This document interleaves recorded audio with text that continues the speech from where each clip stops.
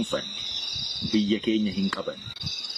Addi bilisummaa Oromoo garuu summii yoomuu dhaloota keessaa buqqa'uu hin dandeenye, dhaloota gatiittiin isaa gabrummaa baachuu hin dandeenye, dhaloota waa baratee, biyya baratee, seenaa baratee, sabboonummaa baratee, oromummaa baratee, ni tura malee, ni bula malee biyya qabachuu danda'u. Ji'a xiqqoo tokko biyya keessa ture keessatti summii sana Oromoo keessa awwaale.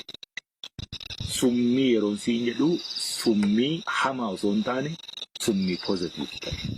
Summii dhaloota gatiittiin isaa yookaan dugdi isaa gugguufee gabrummaa baachuu hin dandeenyeeti tolche. Waraanni bilisummaa Oromoo inni amma jiru kun dhaloonni har'a irra dibanii darban irra dibaa itti kan jedhe san hin fudhatu. Soba akkuma sobaatti saaxilta. Dhugaa akka dhugaatti qabannee deemna.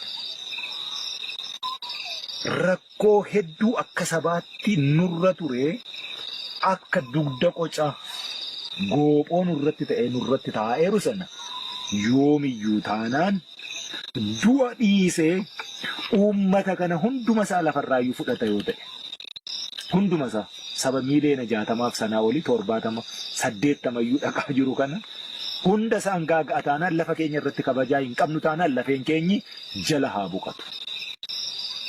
Kanaafuu irra dibnee darbuu hin qabnu waan rakkoo ta'ee akka dugda qocaa sanaatti goophoo ta'ee nurra jiru sana ni cabsina. Irree fedha sun immoo irree sana immoo harkaa qabna. Irreema sanaan itti deemna. Haala akkasii kana keessatti rakkoon mudatu sanaaf Oromoon jilbeenfachuu hin qabu.